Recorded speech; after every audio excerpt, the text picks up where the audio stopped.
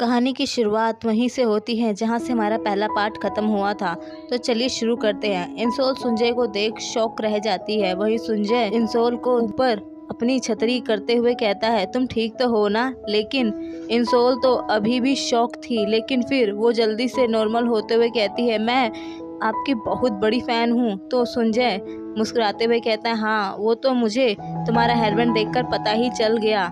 और फिर इंसोल के कांपते हाथों को देख अपना बॉम पैड और छतरी देते हुए कहता है, तुम्हें इसकी ज़्यादा ज़रूरत है। तो इंसोल तो बहुत ज़्यादा खुश हो जाती है और जल्दी से सुंजय के स्वीट देते हुए कहती है, ये आपके लिए है। तो सुंजय इंसोल से वो स्वीट ले लेता है, जिससे इंसोल बहुत ज़्यादा खुश हो जाती है। कि तभी सुंजय पूछता है कि तुम कैसे जाओगी? क्या तुम्हें कोई यहाँ लेने आने वाला है? तो इंसोल इधर उधर देखती है।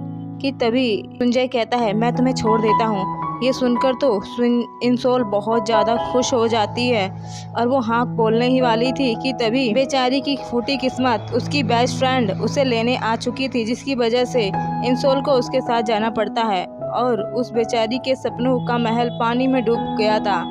इंसोल घर पहुंचने के बाद सुंजय की छतरी को बहुत ही अच्छे से साफ करके संभाल कर रख देती है और फिर अपनी माँ को सारी बातें बताती है कि कैसे आज मैं अपने सुपरस्टार सुंजय से मिली और उसने मुझे अपना छाता भी दिया। और फिर इंसोल अपने कमरे में आ जाती है, जहाँ वो कुछ सामान देखने लगती है, जिसमें वही घड़ी थी जो इंसोल सुंजय को देना चाहती थी। लेकिन तभी वो घड़ी चालू होकर बंद हो जाती है, जिसे देख इंसोल जल्दी से उस घड़ी को निकाल कर अपने हाथों में पहन लेती है और घड़ी को देखकर खुश होने लगती है। उसके बाद हमें सीन सुंजय का दिखाया जाता है, जो छत से खड़ा होकर पानी में देख रहा था और वहीं उसके कमरे में नींद की दवा और कई सारी मेडिसिन, इंसोल की दी हुई स्वीट भी रखी हुई थी। लड़कियां आपस में बात कर रही थी कि सुंजय कितना ज्यादा हैंडसम है। कि तभी उन्हें पीछे से किसी के पानी में गिरने की आवाज आती है और वो कोई और नहीं सुंजय ही होता है। उसे जल्दी ही पानी से रेस्क्यू किया जाता है और वहीं ये न्यूज अब हर जगह फैलती जा रही थी। और फिर जैसे ही एंजल इस न्यूज को देखती है तो एकदम से घबरा जाती है और एकदम से कहती है, ऐसा नहीं हो सकता। और फिर वो जल्दी से अपने घर से निकल जाती है हॉस्पिटल के लिए। हाँ, सुंजय अभी एडमिट था। कि तभी उसकी घड़ी रो से टकराकर पानी में गिर जाती है और पानी में चली जाती है। वही हॉस्पिटल में सुंजय की डेथ हो जाती है। एंजल की घड़ी में भी टाइम चेंज होकर रुक जाता है और वो जैसे ही न्यूज देखती है तो रोने लग जाती है, क्योंकि वो इस सच्चाई को एक्सेप्ट नहीं करना चाहती थी। जब एंजल की आंखें खुलती है तो वो अपने आप को क्लासरूम में पाती है। वहीं टीचर उसे डांट रहे थे इस तरह क्लास में सोने के लिए। वहीं एंजल अब जब अपने पैर देखती है तो एकदम से कहती है, मेरे पैर कैसे ठीक हो गए? और उसे कुछ भी समझ नहीं आ रहा था।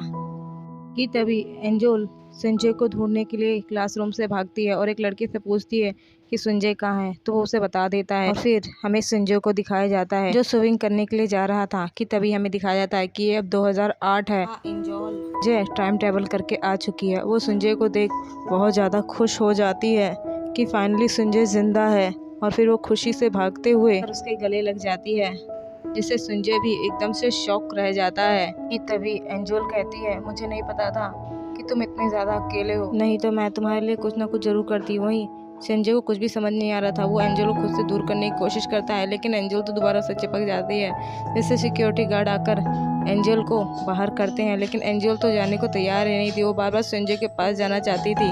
कि तभी उसे एक गार्ड से धक्का लग जाता है और उसके पैर में चोट लग जाती है, जो उसे फील भी हो रही थी और वो रोने लग जाती है। तो गार्ड उससे पूछता है कि ज़्यादा दर्द हो रहा है? तो बोलती है हाँ। कि तभी एंजल को याद आता है कि उसके पैर तो सुन्न हो चुके थे, जिससे उसे दर्द फील नहीं हो रहा था। इसका मतलब वो समझ जाती है कि वो टाइम ट्रेवल करके पुराने टाइम में आ चुकी है, क्योंकि ये ब्रिज जिसके बारे में लोग कहते थे कि इसे जो भी कोई पार करेगा वो मर जाएगा, इसीलिए एंजल बैठकर रो रही होती है। कि तभी संजय आ जाता है और वो पूछता है कि तुम्हें क्या हुआ? लेकिन संजय को देखकर एंजल और भी ज्यादा रोने लग जाती है, जिससे संजय को समझ नहीं आता कि वो आखिर उसे देखकर रो क्यों रही है।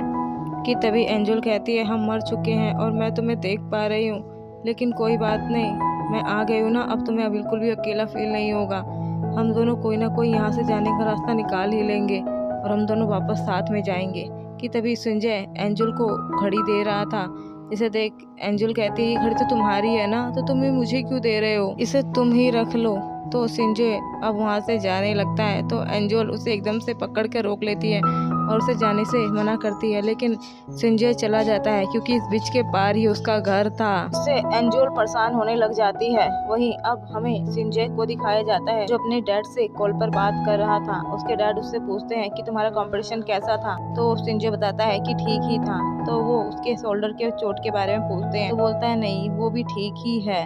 उसके बाद संजय खाना खाने का कॉल डिस्कनेक्ट कर देता है कि तभी उसे एंजल याद आती है जो उसे कह रही थी कि वो कितना अकेला है। कि तभी संजय की नज़र एंजल की दी हुई वॉच पर जाती है जो उसी की वॉच की जैसी बिल्कुल सेम टू सेम थी।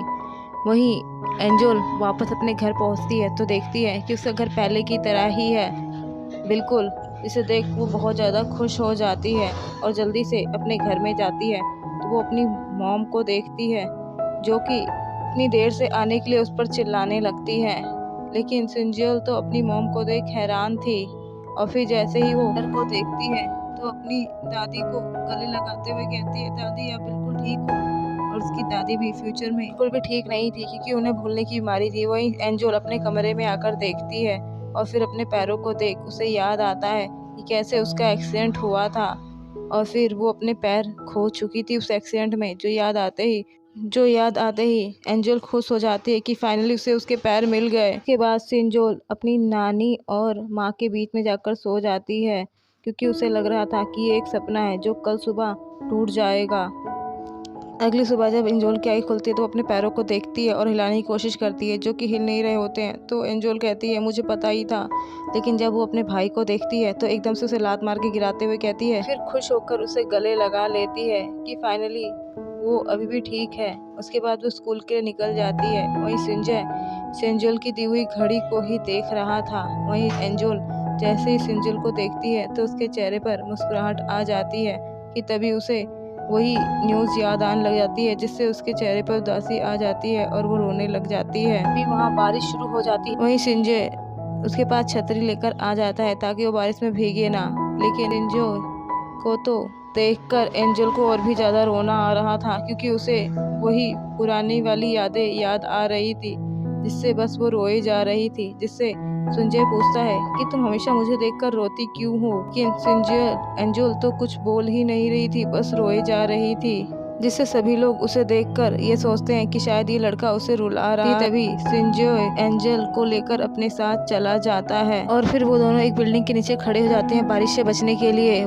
कि तभी संजय एंजल से पूछता है कि आखिर तुम कौन हो। तो एंजल कहती है कि मैं तुम्हारी बहुत बड़ी फैन हूँ और मेरे फैन क्लब का नाम है। संजय को पकड़ो और उसके साथ भाग जाओ। तो संजय को तो कुछ भी समझ नहीं आया था। तो एंजल मन ही मन कहती है ये मैं क्या कर रही हूँ, ये तो अभी स्टूडेंट है, इसे तो कुछ पता भी नहीं होगा। उसके बाद वो अपना नाम बताती है कि मेरा नाम एंजल है। इसी के साथ ये चैप्टर खत्म होता है और मिलते हैं नेक्स्ट एपिसोड में। अगर आप मेरे चैनल पर नए हैं तो मेरे चैनल को सब्सक्राइब करके जाइए।